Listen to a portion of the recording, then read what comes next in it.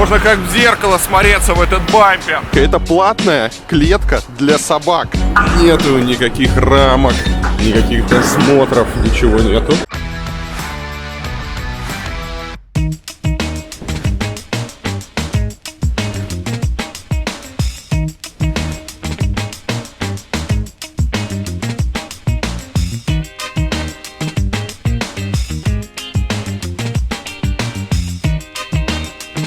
Мы в Нью-Йорке, поэтому я улыбаюсь. Нью-Йорк один из самых крутых городов в мире, и здесь очень сложно не улыбаться. Вот такие вот колонны со скоростным интернетом стоят во многих уже районах Нью-Йорка. Чтобы вы понимали, бесплатный Wi-Fi. И вот я сейчас замерил скорость. Скорость на загрузку 438 мегабит, а на выгрузку 327 мегабит. Это что-то невероятное. Вообще в Москве не найдешь такой быстрый интернет, даже платный. А здесь на улице, и вот он много где есть. Смотрите, перед супермаркетом стоит будочка. Будочка — это платная клетка для собак. Вау, смотрите. Ага, мы сохранили безопасное и чистое место для вашей собаки, чтобы она могла вас с комфортом подождать в этой будочке. Значит, что здесь есть? Стоит 30 центов в минуту. Там свежий воздух. Можно через приложение наблюдать, то есть есть какой-то application, и через приложение можно наблюдать за своей собачкой по видео. С ума сойти. И еще температура там поддерживается. Вот это чудо-будка. За что мне нравятся американские парки. Здесь очень много лавочек. На многих лавочках есть таблички. Вызвано это тем, что лавочки на коммерческой основе ставят спонсоры. То есть есть разные системы, можно по случаю какого-то события поставить лавочку. Но в основном лавочки ставят в память о ком-то. Эта система еще распространена в Англии. Там практически каждая лавочка с мемориальной табличкой. И дошло до того, что уже не осталось свободных мест, куда лавочки расставлять. Кстати, обратите внимание, что на пешеходных светофорах в Америке нету зеленого света и нету желтого. Он горит либо белым, либо таким красным мигающим. То есть еще можно переходить, но скоро будет нельзя. И многие люди, видя мигающий красный свет, стоят и ждут. На самом деле на мигающий красный переходить можно. Вообще, относительно пешеходных переходов, переход дороги в Нью-Йорке, здесь никто не парится насчет перехода на красный свет. То есть если нету машин, можно идти, иначе ты просто из точки А в точку Б не дойдешь. Это не является каким-то строгим нарушением. По-моему, вообще здесь это не является нарушением. Надо уточнить закон. Кто знает, напишите в комменты. Но все спокойно переходят дорогу, где им вздумается. Трафик медленный, никто не гоняет по Манхэттену, ну и особо не погоняешь. Во-первых, хреновые дороги, во-вторых, куча светофоров. Конечно, речь не идет про переход шоссе какого-то многополосного, но вот такую вот улицу, вот видите, на красный можно перейти, если нет машин. Но горит сейчас белый, да, точнее зеленый. У меня, кстати, на канале есть столько роликов про Нью-Йорк, что я даже не знаю, что еще вам рассказывать. Что можно рассказать про Нью-Йорк, когда, казалось бы, рассказал уже все. Но нет предела совершенства.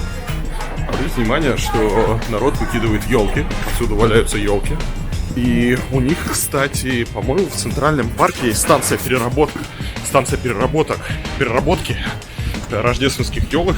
Из них делают опилки, и потом как-то полезно все это дело используют. Вот так вот выглядит переработка деревьев в одном из скверов в самом начале 5-й авеню. Стоит такое вот заграждение. Табличка, что оставьте ваше дерево здесь, сюда вот его выбрасывайте. И здесь у нас новогодние елки. Пахнет просто невероятно, пахнет хвоей. И здесь то, что из них получается.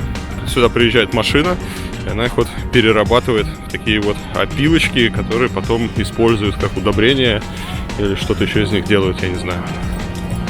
Кстати, насколько я знаю, в России тоже появилась службы, и есть какие-то места, где елки перерабатывают. По-моему, в парке Горького в этом году собирались это делать, я не знаю. Если кто-то слышал про это, расскажите, занимается ли в России переработкой отслуживших елок. Конечно, американские грузовики — это достойно отдельной вообще истории. Просто невероятной красоты машины, все в хроме, агрессивные.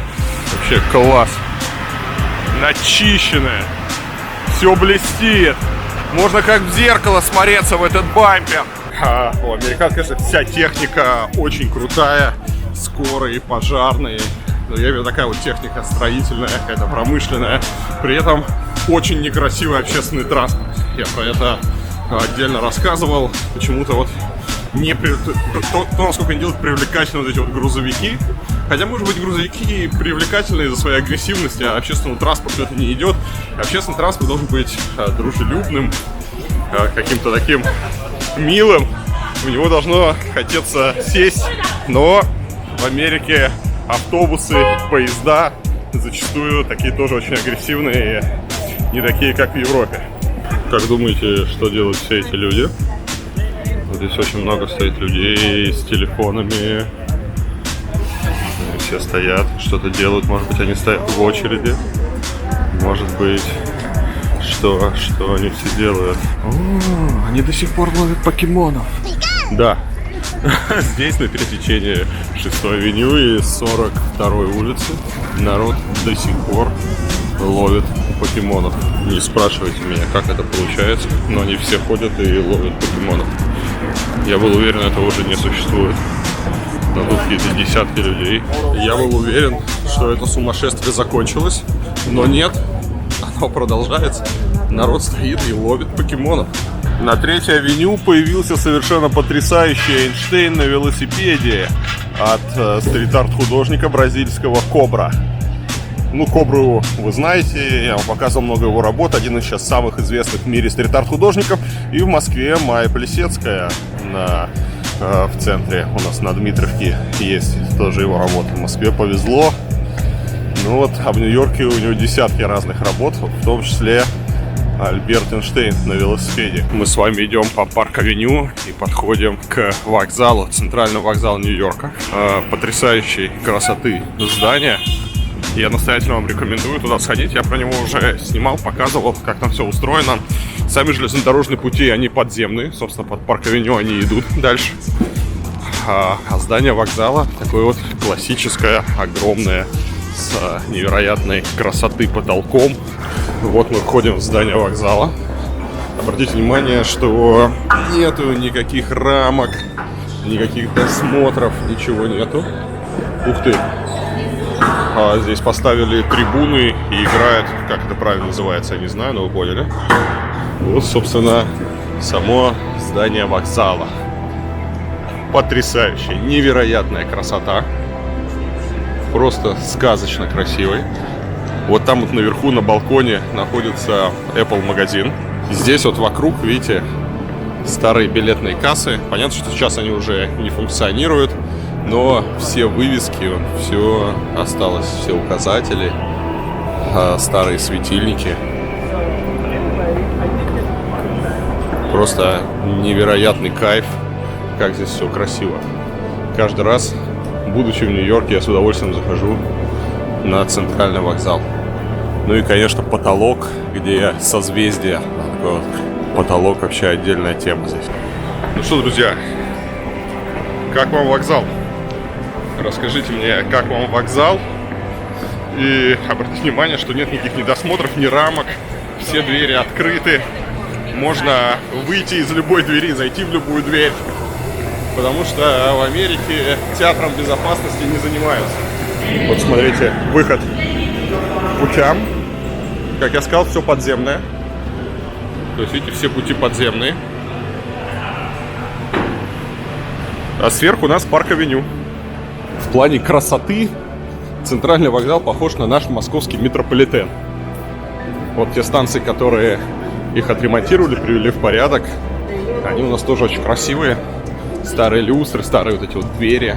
Но вот центральный вокзал вот по роскоши, убранству интерьеров напоминает московское метро, вот эти первые станции сталинские. Смотрите, еще один выход. Ну и тоже нету никаких рамок, ничего. И в любую дверь можно выйти. То есть, видите, сейчас вот человек идет, абсолютно любая дверь будет открыта. Не надо думать и искать в этих лабиринтах, какая дверь открыта, потому что открыта любая. Все. Мы вышли с нами на улицу. Кстати, вокзал на ночь закрывается. Ну как на ночь? Он работает, по-моему, до 2 часов ночи, и 5:30 утра уже опять открывается. Но вот на несколько часов ночью вокзал закрыт. Одна из самых невероятных конструкций, друзья. Знаете, что это такое? Посмотрите.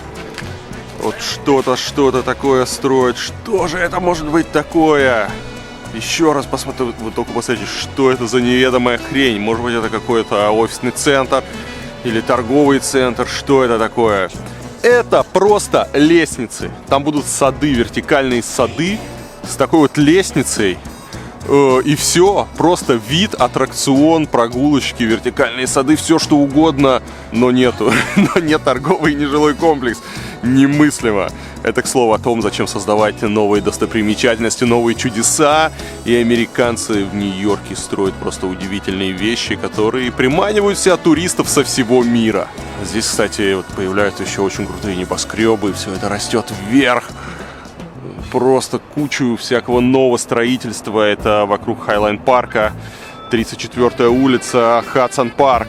Вот здесь, смотрите, такой маленький скверик, но это полная ерунда, это еще не интересно, а интересно будет вот здесь вот скоро. Забавный момент, видите, парк закрыт с 11 вечера до 6 утра. Хотя здесь нету ни заборов, ничего, и вы спросите меня, как это парк может быть закрыт? Что значит парк закрыт? Это все нужно для того, чтобы ночью здесь не спали бездомные. Я вам уже рассказывал про законодательные игры. Вы не можете запретить бездомных, вы не можете запретить бомжей, но вы можете усложнить им жизнь, чтобы они не появлялись, например, в парках. Вот, поскольку нельзя принять закон, запрещающий бездомным спать в парках, можно просто принять закон, который парк закрывает. И ночью сюда может прийти полиция, и всех, кто в этом парке будет спать, она их просто выгонит и будет права. В Нью-Йорке очень круто, что повсюду стоят столы и стульчики. Смотрите, какая красота. А это значит, что можно сесть и поработать, и написать парочку постов. Вот так вот. Самый кайф сесть в городе, даже когда зима. Мы с вами находимся сейчас в центре Нью-Йорка. Вокруг пробочка, вокруг все спешат по домам. Сегодня воскресенье. А мы спокойненько можем написать пару постов про этот удивительный город. В Нью-Йорке часто можно встретить строительные леса на зданиях и такие вот как навесы, тоже строительные над тротуарами. Хотя, казалось бы, зачем здесь делать строительный навес? Здесь ничего нету. Часто их делают, даже если нет строительных работ, потому что в случае каких-то инцидентов владелец здания отвечает за ваше здоровье. То есть, если вы будете идти вдоль здания, и там, например, обвалится кусок какого-то декора вам на голову, вы можете подать в суд на владельца здания, и с него через суд отсудить какие-то миллионы. Поэтому многие, даже если нет строительных работ, ставят леса на всякий случай, ставят вот такие вот навесы, чтобы, не дай бог, чего лишнего не произошло.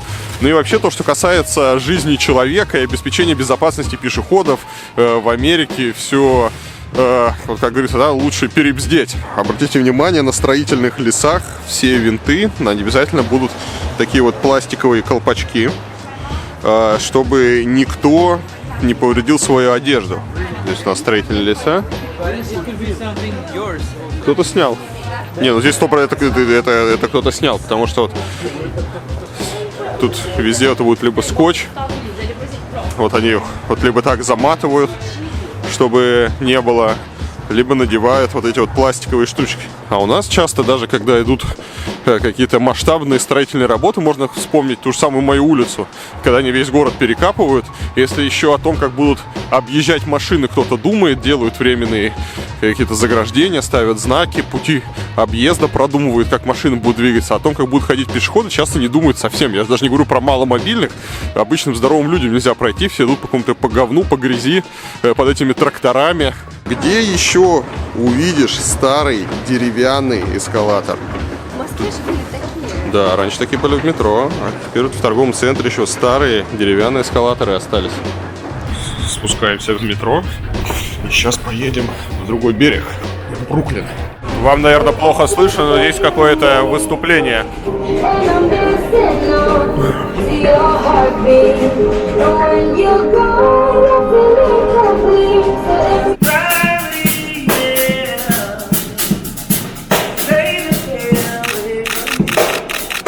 Табло в метро, которое показывает, когда какой приедет, какой Скоро приедет поезд. Один из плюсов то, что весело. Кто-то музыку сыграет, кто-то вон практически стриптиз танцевал на шесте. Или как это правильно называется.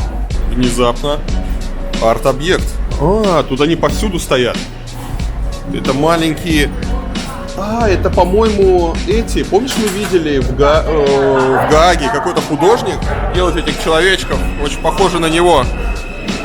Мне кажется, это они и есть. Смотрите, как классно. Это вот эти вот маленькие чуваки, которые стояли на набережной в Гааге. Их обычно много, и стоят они в самых неожиданных местах. Вот здесь вся станция в них, можно прямо ходить и собирать. Здесь один из этих чувачков пролезает под решеткой. Это вход в метро. Здесь такой маленький щель. И он пролезает, и его ловит полицейский со звездой. Нью-Йорк, конечно, удивительный город. Настолько разный. Настолько вот... Можно приехать на неделю в Нью-Йорк и как будто побывал в 10 разных странах. Разные культуры, разная архитектура, разные люди. Просто даже вот в масштабах одного округа вот мы можем с вами ходить по Манхэттену, и здесь будет китайцы, итальянцы, это кого только не будет.